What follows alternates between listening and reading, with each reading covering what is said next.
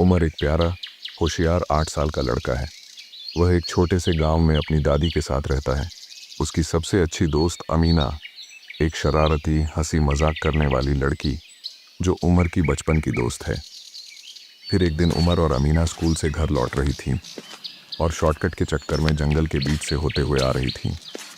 वहां पर उमर की दादी बकरी चराने गई थी, जहां उसने उमर की आवाज़ सुनी और उमर को बुला लिया उमर, जल्दी आ जाओ, अंधेरा होने वाली है। और घर की ओर चल पड़ा। और दूसरी तरफ, जहां अमीना एक आवाज़ सुनकर आवाज़ का पीछा करते हुए एक बड़ा पेड़ के नीचे जाकर खड़ा हो गई। और तभी रात हुई और उमर सो गई। अगले दिन जब उमर उठा और किताब लेकर जैसे ही खोला, तभी दरवाज़ा खटखटाने की आवाज़ आई। उमर और उसकी दादी बाहर निकाल कर देखा कि अमीना की माँ आई है। और अमीना की माँ ने पूछा, उमर, क्या आज रात अमीना तुम्हारे घर थी? क्यों? क्या हुआ चाची? अमीना कल से लापता है। क्या? अमीना गुम हो जाने के वजह से उसकी माँ रोने लगी और पीछे से एक गांव वाला कह उठा, वो शैतान जो अंधेरे में रहता है, उसी ने बुलाया होगा। चाची, आप चिंता मत कीजिए, मैं अपने दोस्त को वापस लेकर आऊंगा। दादी, मैं अमीना को वापस लाने जा रहा हूँ। मेरे लिए अल्लाह से दुआ करना। जाओ बेटा, मेरी दुआ हमेशा तुम्हारे साथ है। उमर ने अमीना को खोजना शुरू कर दिया। वह पहले अमीना के साथ जहाँ खेलती थी वहां पर जाकर देखा, लेकिन वहां पर कोई नहीं था। और उसने धीरे धीरे और आगे बढ़ा। तभी अचानक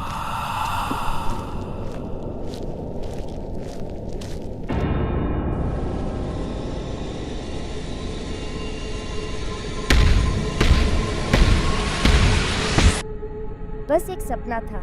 शुक्रिया अल्लाह। उमर इतना कहकर अपनी सफर फिर से शुरू की और चलते चलते देखा कि कीचड़ में अमीना की पैरों के निशान हैं।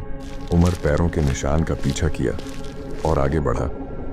और तभी उसने देखा कि पैरों के निशान हवा में उड़ रहा है। ये सब देखकर उमर घबरा गया और वहां से भाग गया। फिर उसकी शक्ल जैसा और एक उमर उसको बुलाती है, उमर, आ जाओ। लेकिन उसको पता चलता है कि वह शैतान का धोखा है और वहां से भाग जाती है। फिर उमर एक पैर के नीचे जाकर रुक जाती है और 2 रकअत नफिल नमाज अदा करता है। फिर अल्लाह से दुआ मांगती है, हे अल्लाह, मेरा आगे का रास्ता आसान कर दीजिए। इतना कहकर वह आगे बढ़ता है और एक पुरानी ब्रिज पार करते हुए एक बिना पत्तों के जंगल में आकर पहुंच गया, जो बहुत डरावनी थी। तभी उसकी नजर में एक टूटी फूटी और पुरानी हवेली पड़ती है और वह बिना सोचे ही अमीना को बचाने के लिए उस हवेली के अंदर चला जाता है। अंदर जाते ही उसने देखा कि अमीना उधर बेहोश पड़ी हुई है। और तभी एक शैतान बोल उठा, कौन हो तुम, जो मेरे घर में बिना इजाजत के घुस आई हो? मैं हूँ उमर और मैं अमीना को ले जाने आया हूँ। ये नहीं हो सकता। अब तुझे भी मैं बंदी बना लूंगा। और तभी उमर ने आयातुल कुर्सी पढ़ने शुरू कर दी। पर उधर शैतान चीखते चीखते जल के राख हो गई। फिर उमर जाकर जल्दी से अमीना को जगाया और वहां से भाग गई।